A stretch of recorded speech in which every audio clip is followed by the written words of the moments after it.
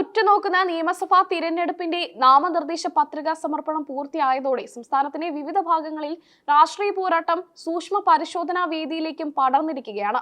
പ്രമുഖ സ്ഥാനാർത്ഥികളുടെ പത്രികകളിൽ എതിരാളികൾ ഉന്നയിച്ച പരാതികൾ രാഷ്ട്രീയ കേന്ദ്രങ്ങളിൽ വലിയ ചർച്ചയായി മാറിയിട്ടുണ്ട്. കുന്നംകുളം മണ്ഡലത്തിൽ LDF സ്ഥാനാർത്ഥി AC മൊയ്തീന്റെ പത്രികയെ ചൊല്ലിയുണ്ടായ തർക്കമാണ് ഇതിൽ പ്രധാനപ്പെട്ട ഒന്ന്. വരണാധികാരിയുടെ മുന്നിൽ കോൺഗ്രസ് പ്രതിനിധികളാണ് ആക്ഷേപം ഉന്നയിച്ചത്. സ്ഥാനാർത്ഥിയുടെ ഭാര്യയുടെ ഉടമസ്ഥതയിലുള്ള കാറിനെ സംബന്ധിച്ച വിവരങ്ങൾ സത്യവാങ്മൂലത്തിൽ രേഖപ്പെടുത്തിയിട്ടില്ല എന്നാണ് കോൺഗ്രസിന്റെ വാദം. വസ്തുതകൾ മറച്ചുവെച്ചു എന്ന ആരോപണം ഉയർന്നതോടെ പത്രിക മാറ്റിവെച്ചു. പത്രിക പിന്നീട് പരിഗണിക്കുന്നതിനായി മാറ്റിവെച്ചതോടെ LDF ക്യാമ്പിൽ നേരിയ ആശങ്ക ഉണ്ടായെങ്കിലും സാങ്കേതികമായ പ്രശ്നങ്ങൾ പരിഹരിക്കപ്പെടുമെന്ന ഉറച്ച വിശ്വാസത്തിലാണ് നേതൃത്വം. മലമ്പുഴയിലെ LDF സ്ഥാനാർത്ഥി A പ്രഭാകരന്റെ പത്രികയും സമാനമായ രീതിയിൽ പരിശോധനയ്ക്കായി മാറ്റിയിരിക്കുകയാണ്. ഇവിടെ BJP ആണ് പരാതിയുമായി രംഗത്തെത്തിയത്. സ്വത്ത് വിവരങ്ങൾ വെളിപ്പെടുത്തിയതിൽ വൈരുദ്ധ്യമുണ്ടെന്നാണ് BJP ആരോപിക്കുന്നത്. നാമനിർദ്ദേശ പത്രികയിൽ കൂടുതൽ വ്യക്തത വരുത്താൻ ഭരണാധികാരി ആവശ്യപ്പെട്ടതായാണ് റിപ്പോർട്ടുകൾ. ഇടതു കോട്ടയായ മലമ്പുഴയിൽ സ്ഥാനാർത്ഥിയുടെ പത്രിക സംബന്ധിച്ച തർക്കം രാഷ്ട്രീയമായ വലിയ ആരോപണ പ്രത്യാരോപണങ്ങൾക്ക് വഴിമരുന്നിട്ട് കഴിഞ്ഞു.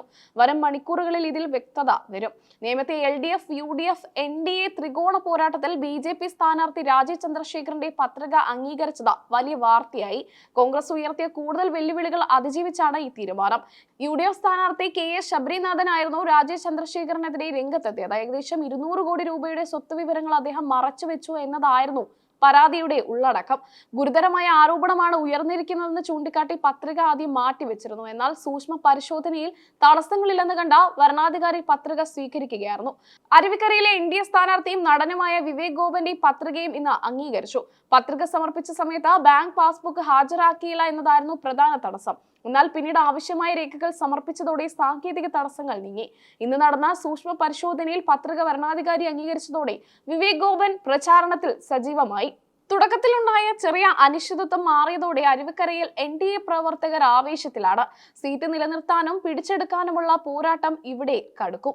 ഗുരുവായൂരിലെ NDA സ്ഥാനാർത്ഥി B ഗോപാലകൃഷ്ണന്റെ പത്രികയും നാടകീയമായ രംഗങ്ങൾക്കൊടുവിൽ സ്വീകരിക്കപ്പെട്ടു. എതിർകക്ഷികൾ പത്രിക തള്ളണമെന്ന് ശക്തമായി ആവശ്യപ്പെട്ടിരുന്നു. എന്നാൽ കോടതി വിധിയിലൂടെ ശിക്ഷിക്കപ്പെട്ടവർക്ക് മാത്രമേ പത്രിക തള്ളുന്നതുമായി ബന്ധപ്പെട്ട ചട്ടങ്ങൾ ബാധകമാകൂ എന്ന് വരണാധികാരി വ്യക്തമാക്കി.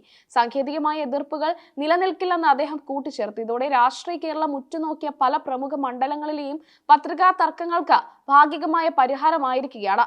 വരും ദിവസങ്ങളിൽ പ്രചാരണം കൂടുതൽ ശക്തമാകും.